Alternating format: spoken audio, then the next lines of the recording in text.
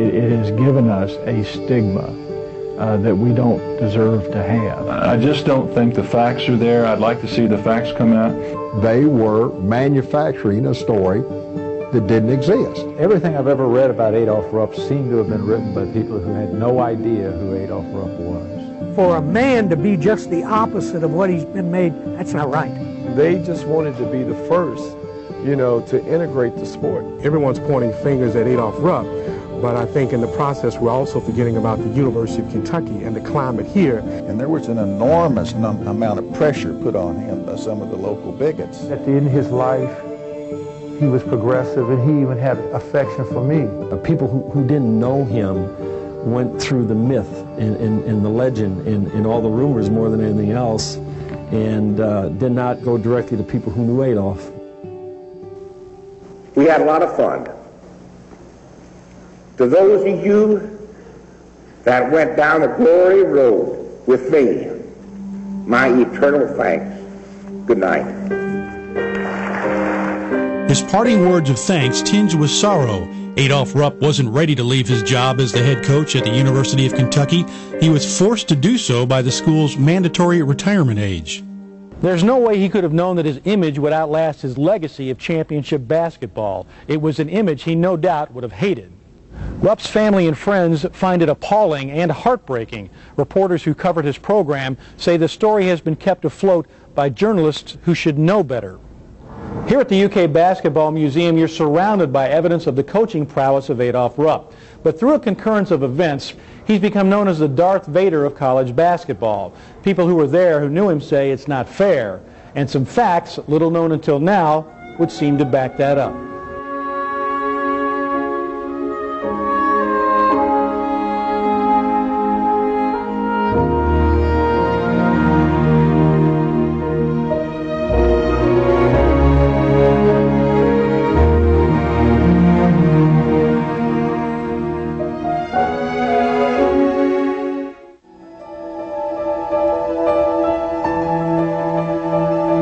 Adolph Rupp built his program at Kentucky in a manner common to coaches of his era, through strength of will, fear, and intimidation. Were there days that I disliked him? You bet. I mean, there were days that he would scream and yell at me like he did all of his players for the 40-plus years he was there. But at the same time, while he did that, I think he was always looking to improve his team, to make his players better, to certainly win games. The charisma that he brought, you know, he had had some national championship success and so on when I came along, and you know, it was recognized that he was pretty much the master coach. You know? I think the reason why he was so successful is because he was probably at that time the hardest working coach in college basketball. He worked very hard to learn, you know, from the master in Fog Allen. Coach Rupp was a dictator, and you had to be back during that time. The most successful coaches in college sports back during that era were dictators. And you think of Bear Bryant, and you think of Coach Rupp, and you think of Darrell Royal at Texas, and you think of just the many great coaches. They had built these empires, so to speak. So he had his pick of great players, and he demanded that they be good.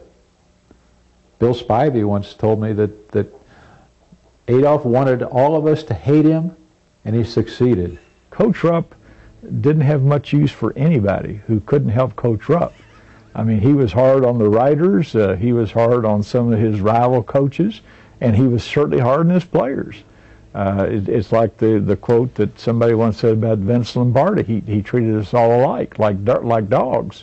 And that's kind of the way Coach Rupp was. He demanded and commanded respect for his authority, which was a guiding force in his own life. Being of German parentage, he had this innate respect for authority, but on the other hand, he wanted to have things his way a lot of times. But he always was willing to accept the final decision that was made by his superior in terms of the position at the university.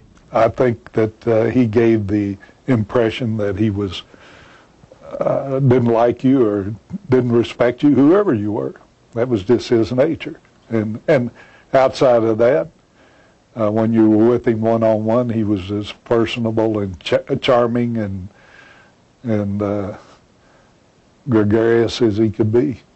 He was known as a brilliant tactician, and as long as the victories kept piling up, Rupp was comfortable with that description. His ego became the stuff of legend, or at least the occasional anecdote. Coach Rupp had a very, I'll say this kindly, a very healthy ego. He let you know that who he was. I remember the old famous story about him driving down through western Kentucky somewhere and having to stop and going in, didn't have any money, and he wrote a check, and the guy said that Coach Rupp wrote the check and put Adolph Rupp on there and handed it to him, said, "Do you know who that is?" And the guy says, "I hope it's you," you know.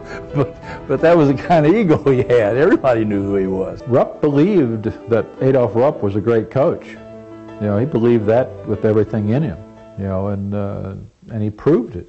You know, but at the same time, you know, he didn't mind letting you know that he thought he was very good. You know, and that was, again, at a time in history when modesty was thought to be a great attribute. And he was not a modest guy. You know, he won 872 games, and his players lost 172. Like the New York Yankees during the late 40s and 50s, Kentucky was the bane of every underdog, and its powerful coach, the emblem of the team everybody wanted to knock off. When I had coached 15 or 20 years, and I got in between my 40s and 50s, I understood more what Coach Rupp stood for, and how he treated people, and how he had to have this side about him that you couldn't penetrate. Because if you're not tough in coaching, you will not last. I think now we're in an era where you're not going to see many coaches lasting 30, 40 years. He lasted 42 years, and it's phenomenal. Under his tutelage, the Kentucky Wildcats became the standard for all of college basketball and a source of immense pride in the Bluegrass State. He made Kentucky basketball what it is today, because when he came here in 1930, we were in the midst of the Depression. Kentucky was not a rich state, and he gave the people of Kentucky, whether it was as far eastern Kentucky or far western Kentucky, something that they could hang their hat on and say, this is something that we're proud of, this is something that we're better than you at, and that's basketball. The University of Kentucky, you know, today is a monument because, from a basketball standpoint, because of one person and one person only, and that was the 41 years that Adolph Rupp taught the game of basketball at Kentucky, taught the fans of Kentucky what great basketball was all about, and also taught, you know, I think, a generation of players who became great coaches, you know, how to teach the game that are monuments and in the Hall of Fame right now. One of the main reasons I had some success in coaching was because of what I learned from Adolph Rupp about basketball, about people, about life. And he was a teacher of people, not basketball. And I just admired him so much, and I will always think, in my mind, that he was the greatest coach ever to coach the game in any sport. Unlike some of his contemporaries, Rupp could leave his work at the office. Away from the court, he would immerse himself in the world of business, including the cattle he raised on his farm. I worked to get off of a farm. I had all I wanted as a youngster. Then as soon as I got off the farm, I worked to get a farm of my own so I could get back on the farm. And I decided that I was going to raise Hereford cattle, and I've been in the Hereford business ever since. He was a voracious reader of more than playbooks and manuals. People are complex, and I guess you might say that my father was complex in that he was multi-dimensional. And he was a very deep man. He just didn't say yes and no. He had always had a deep answer for you, and understood Shakespeare and loved Shakespeare and some things like that. I was just amazed at how intelligent he was away from basketball about things in life. The downside of Rupp's career coincided with one of the most turbulent decades in the history of America, the 1960s. The civil rights movement shook the nation. For some, it was all happening so fast. For others, not fast enough, including the recruitment of black basketball players in the Southeastern Conference. From the late 1950s on into the 1960s, possibilities were in the air for a new way of life in the South and in the United States. And so, and even when you were a young kid, you saw television. I mean, I saw the Little Rock. We watched the Little Rock Central High affair on television. We watched James Meredith integrating the University of Mississippi. So the idea of there being integration as a possibility was more real than it ever had been. One of the leaders of the local, well, not local, but I mean, he was actually a national leader of the black community there in Kentucky. Came out in the papers and everything else and told everybody what I should do when my mom told him what he could do. You got to understand that Kentucky, of course, and still is SEC basketball. And they just wanted to be the first, you know, to integrate the sport. I think one of the things that we cannot overlook is that, you know, even though everyone's pointing fingers at Adolph Rupp, but I think in the process we're also forgetting about the University of Kentucky and the climate here, as well as the climate in the city of Lexington. It just was not as progressive as people would like to assume that it was. In 1966, his Rupp's Runts Ball Club, one of the most popular teams in the history of Kentucky basketball, played Texas Western in the NCAA championship game. The Runts, like every team in the Southeastern Conference, were all white. Texas Western started 5 blacks. The issue of race barely registered at game time, but about 10 years later, journalists began to characterize that game as a turning point in the history of the sport. Eventually, Rupp's name became synonymous not so much with victories and championships, but with resistance to change in the Deep South. Had Duke played Texas Western, I don't think you would have seen these stories. It was Coach Rupp and everything that people thought he represented that revisionist historians have latched onto and really made, tried to make fact out of fiction, in my opinion. He was an easy target. Rupp, during the 50s, had sparred with the media during the gambling scandal that engulfed his program, forcing it to shut down for a season. People thought he was a bad guy. For some reason, they thought he was a bad guy. I mean, he was not, your hail fellow well met. He wanted to beat you. He wanted to beat you bad, and he wanted to keep beating you bad, and nobody liked it. And he bragged about how bad he was going to do it. Then when he did it, he'd brag about it some more. So nobody liked him. And so they would pin anything on him that they could. But to those who played for him, coached under him, and reported on his teams, the characterizations never rang true. History, they said, was under revision. For guys to assume that and not know the way things actually were in the society and in the culture during that time. But to just kind of assume that it was the way it was in the 70s or the 80s or the 90s or when they came along, and that's a very different time frame. I'm going to tell you, I've been bitter since they brought this stuff up, and they waited until he died. The man is the most misunderstood man when it comes to his feelings about races.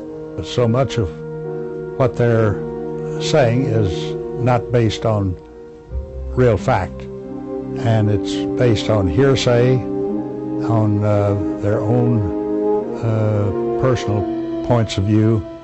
And I think if they had known the man and had been able to talk to him and understand his point of view, they would understand that he was not a racist. He was a very broad-minded person on the score of racial integration.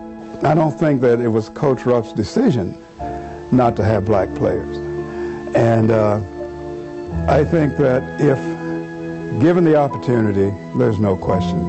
If he knew that the kid could help him win a ball game, that he would have had him. There wasn't any racism in him. There wasn't. All there was a guy that wanted to win, would take the best players, and I think he was judged on this subject harshly because he was a winner.